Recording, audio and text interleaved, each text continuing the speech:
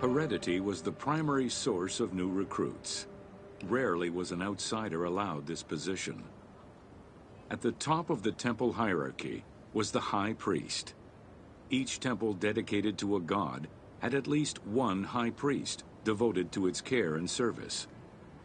During the Ptolemaic dynasty, one family held the position of high priest in Memphis for almost 300 years.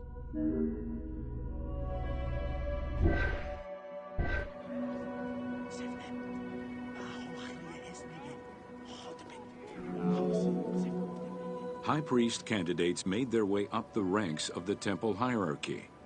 The one chosen to occupy the lofty position of high priest was usually confirmed by the pharaoh. Several of the high priests were also important officials in the government. Families sharing the highest priesthood titles tended to make many alliances, thereby gaining more land and wealth.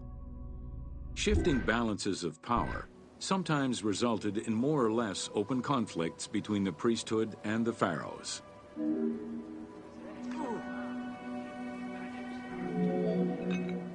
In the 21st dynasty, Thebes became the capital of an almost entirely theocratic government. The city was headed by king priests who spoke and governed in the name of the god Amun, in open opposition to the ruling pharaohs.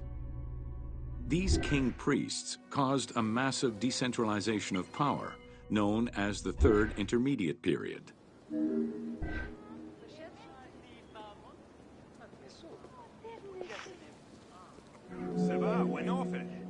The educational institution in ancient Egypt was known as the House of Life. Attended by the offspring of the elite and the clergy, it was a place tailored to the social status of its attendees. The earliest references to this type of institution date back to royal decrees of the Old Kingdom.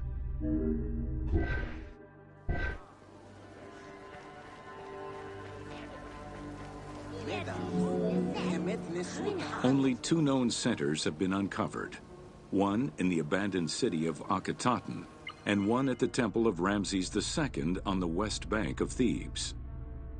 Inscriptions uncovered in those locations mention the names and titles of people who were connected with the House of Life, such as a chief physician and many scribes.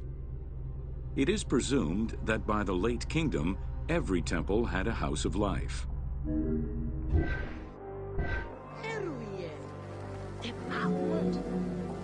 The House of Life offered training for the elite, destined for occupations such as astronomers, doctors, veterinarians, diplomats, architects, translators, or theologians.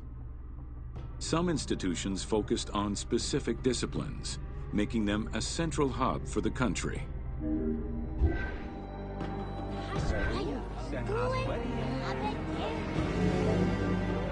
Not limited to instruction for young students, the House of Life was a source of reference for many scholars, with rooms dedicated to papyri of many disciplines.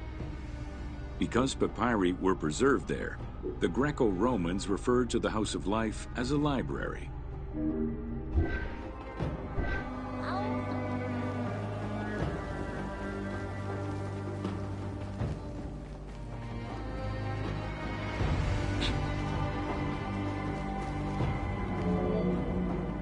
Ancient Egyptian economy was based on an unequal system of redistribution of goods.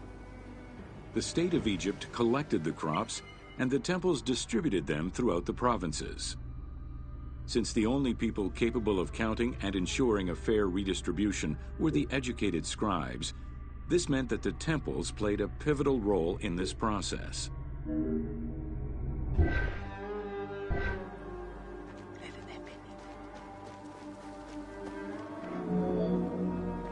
There are records of pharaohs making offerings of large tracts of land and animals to temples in order to maintain their favor.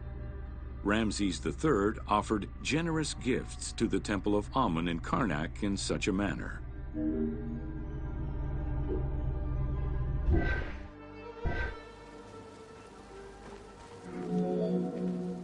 Palaces, warehouses, and granaries were built inside the temple compound to better control the redistribution of goods.